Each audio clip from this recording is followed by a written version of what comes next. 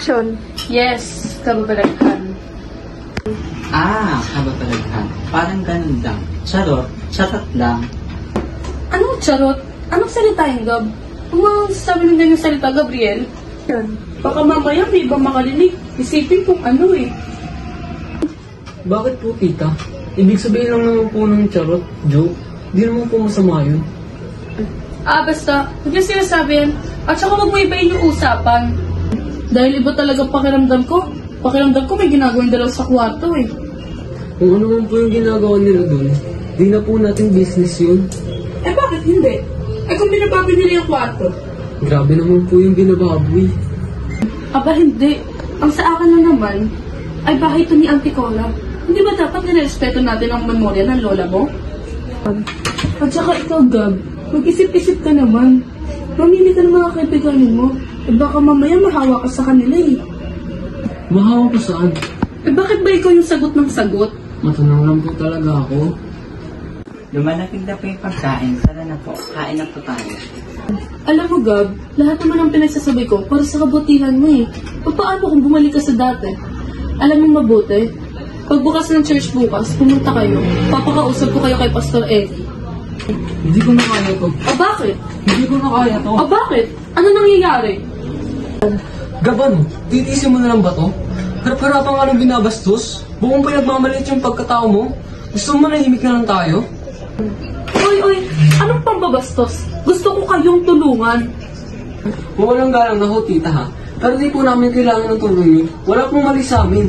Ikaw naman pala tong bastos eh. Wala kang respeto. Tita, may respeto po ako sa mga taong may respeto. Tita, pilit ko kayong respetuhin dahil mas matanda kayo. Pero grabe na po yung mga sinasabi niyo. Ano grabe doon? Kapag na ni Gabriel yung iniisip ko. Anong masama doon?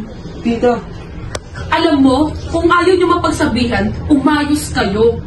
tita, ayos po kami. Sana kayo rin po.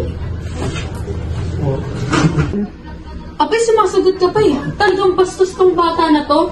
Ano, Gab? Ano ba? Papabaya mo lang bastos-bastos na itong kaibigan mo? Hindi ko po siya kaibigan. Mabuti naman! Boyfriend ko po siya. Ha? Anong sinasabi mo? Ang sabi ko po, boyfriend ko po siya. Alam mo ba ang sinasabi mo, Gab? Kayo po yung walang alam. Tungkol sa akin, tungkol sa amin. Hindi ba kayo natatakot sa Diyos? Pwede ba, tita? Huwag niyo po gamitin yung pangalan ng Diyos to perpetuate your hate. Pagsisisihan niyo to, hindi kayo nakinig sa akin. Bakit? Ano ba sa tingin niyo saan kayo dadali ng relasyon niyo? Nagbabahay-bahayan lang kayo. Alam niyo sa sarili niyo na walang patutunguhan tong pagsasama niyo. Bakit? Kasi hindi kayo pwedeng ikasal. Tita, bakit si Tito Rodi ng babae, di ba? O kaya si Kuya Enzo, nakabuntis. Hindi niya pinanindigan. May nadinig ba kayo sa akin? Wala. Tita, wala naman. Hindi. Wala. Gabriel! Tita, wala naman. Gabriel! Huwag mo akong pinagsasabihan ng ganyan. Hindi mo alam ang pinagdaanan namin. One is the loneliest number that you'll ever do. Two can be as bad as one. It's the loneliest number since the number one.